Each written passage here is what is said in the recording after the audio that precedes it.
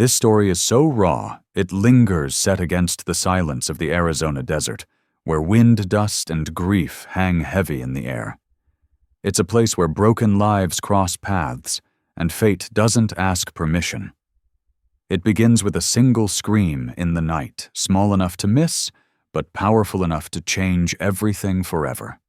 Before we kick off this adventure, don't forget to hit like on the video and let us know in the comments where you're watching from. You ever hear a scream slice through a desert night so clean it freezes the blood in your veins? I did. Arizona, late summer of '82. 3 years after Mercy Kellen died. 3 years of convincing myself solitude was safer. Then that scream ripped across the sage and proved me wrong. I eased up to the edge of a dry gully. 3 riders were hauling a young woman along, her wrists bound tied to a speckled pony. Blood marked her mouth rope, biting deep into her skin. Still she stood straight. Her eyes were locked on the man in front, as if she were carving his face into memory. The biggest rider laughed, a hollow sound that told you whatever soul he'd had was long gone. Her gaze flicked toward my hiding place. Dark eyes met mine, and in them I saw something I'd seen once before in Mercy's final days. That quiet refusal to give in. I chose then, maybe the only choice I could still live with. The leader was Briggs Lowry, a bounty hunter who enjoyed his work too much. The girl was Taya Stone Elk's granddaughter. The territory wanted her a live leverage to force the chief into signing away Apache land. Greed dressed up as law. I ran my thumb along my Winchester. 6 rounds.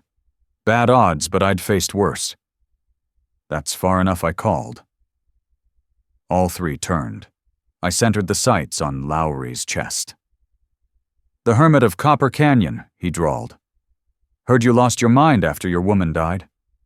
"You heard wrong," I said. "I got mean. Cut her loose," I told him. "One man, one rifle," Lowry sneered.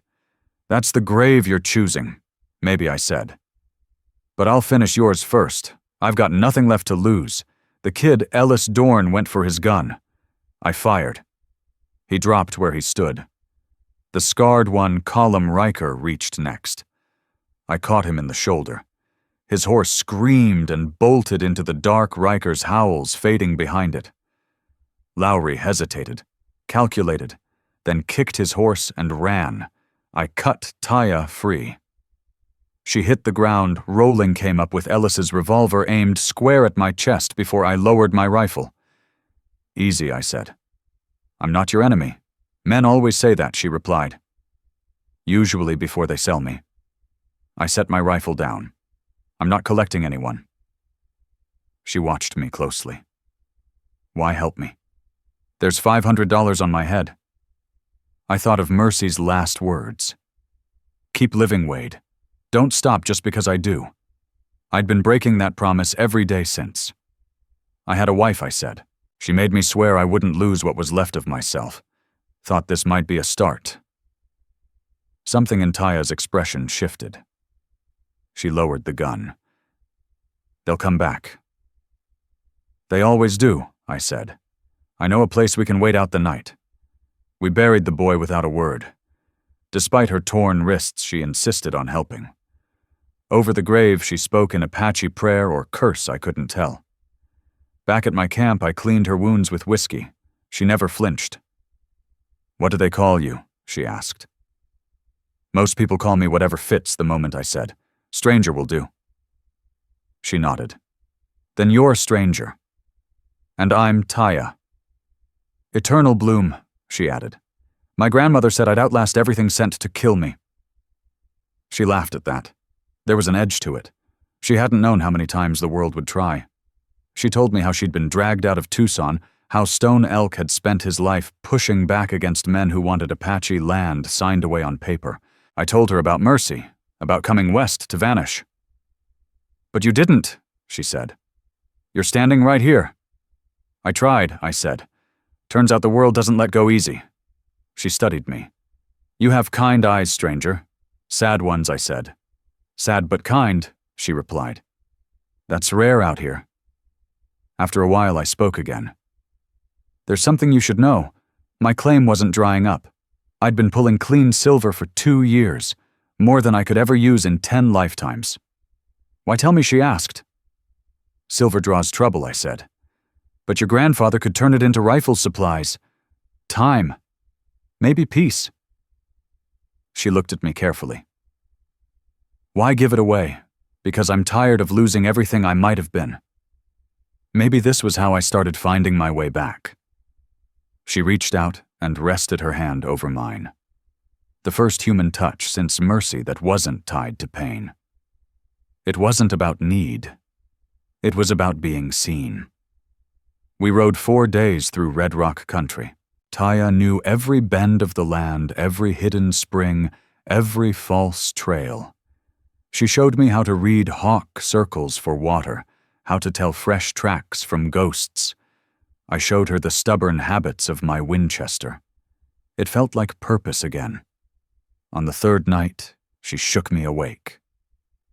They're here. 2 riders, Briggs Lowry and Colum Riker. Your people have words for men like Lowry, I asked. A snake with a broken spine still bites, she said. You don't stop until the danger is gone. Her plan was simple. She'd make herself visible, loud, afraid, draw them into a box canyon while I took the high ground. No, I said. I can move quiet. Make them think I'm alone. She shook her head. You're a white man forcing brush aside.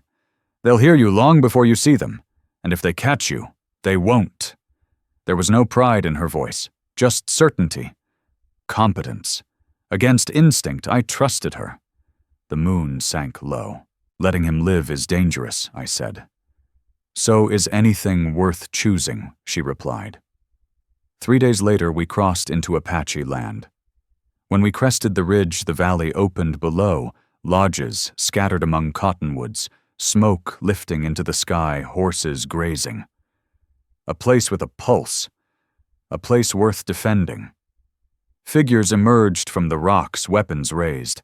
The Red Canyon Braves surrounded us. Taya called out, and they lowered their rifles just enough to escort us forward. Stone Elk was older than I expected.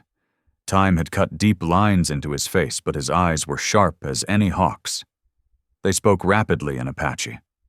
At last he turned to me. My granddaughter says you saved her, killed for her, offered silver to help my people. Yes. Why? Because Briggs Lowry was taking her somewhere she wouldn't come back from, and I couldn't look away. Because I have more silver than I'll ever use. And because helping her reminded me how to breathe again. He studied me. You trust her judgment more than my own lately. He nodded once. White men don't give away fortunes. Being rich and alone still leaves you alone. I tried it, I said. Didn't work.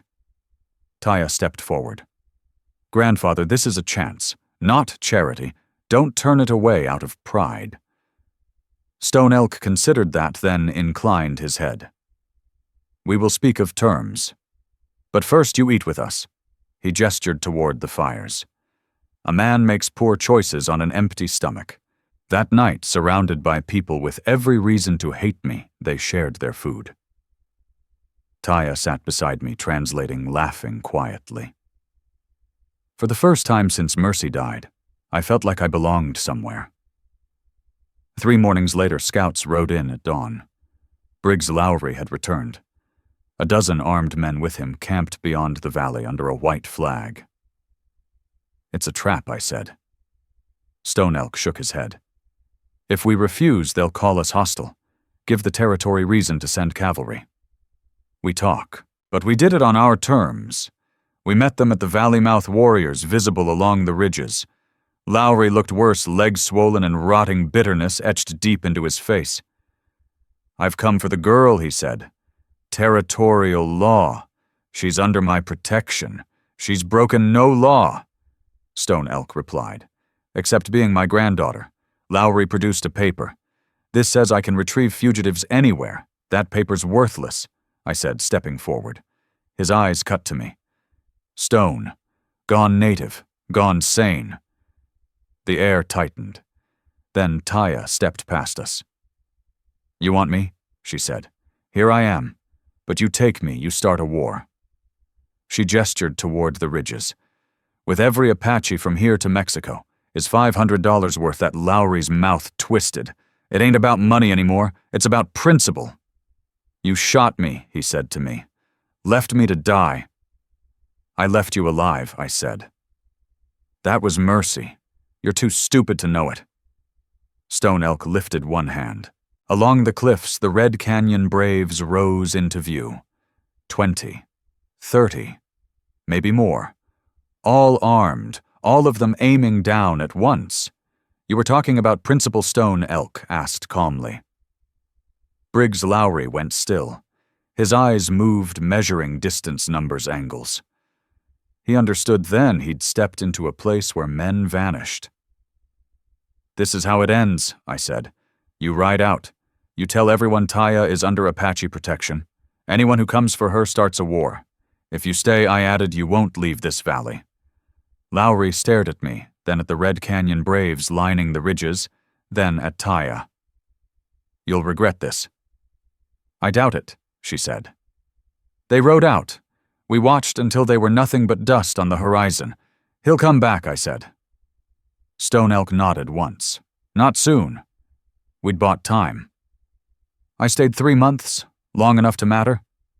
We ran quiet supply routes into Phoenix, bought rifles, ammunition, medicine. Time.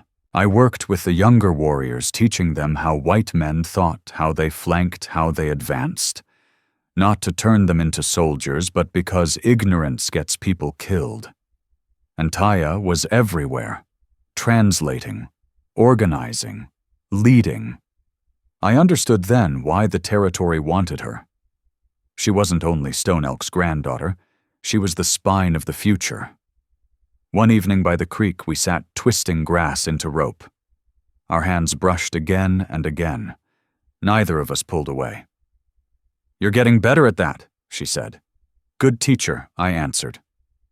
I laughed. It came easy, real, the first time since Mercy, what she asked, smiling. "I forgot what this felt like," I said. "Being at ease with someone." "Me too," she said after a moment. Later she asked, "Can I ask you something?" "Go on." "When you look at me, what do you see?" I didn't rush it. Someone strong, someone who lived through what would have crushed most people. Someone teaching me how to live again. She nodded slowly. "And I see a man carrying grief like a stone in his chest, trying to set it down. A man choosing not to let pain decide who he becomes." "That what we're doing?" I asked. "Choosing better, I hope so," she said, "because I'm choosing you, stranger, however you'll allow it." My breath caught. "Taya, I know it's not simple. I'm not asking you to feel anything you don't," she said. "I'm only telling you what's true for me." I looked at her in the starlight. This woman who'd saved my life as surely as I'd saved hers. "It's true for me too," I said. "I'm just afraid. Of what losing someone again. Of being too broken to build something real." She took my hand. "Everyone's broken. The only question is whether we break alone or together. That's a hell of a way to see the world. It's an Apache way," she said. "We've been broken for generations. We're still standing." I threaded my fingers through hers. "I can't promise forever," I said, "but I can promise I'll try." She nodded. "That's all I'm asking. That was 4 months ago. Briggs Lowry died of infection 3 weeks after we drove him out. The territorial government sent a marshal once, Vernon Slate, but Stone Elk had enough rifles and enough allies bought with silver to make further pressure cost more than it gained. Taya and I were still finding our footing. Some days came easy. Others didn't when her people looked at me with guarded eyes, or when I woke whispering Mercy's name before I was fully awake. Still, we were building something that held. I kept working the silver not for wealth, but for what it could secure. Every ounce turned into medicine horses another month without bloodshed. Stone Elk brought me into the council. The first time my life had been about more than making it to the next morning. Winter was coming.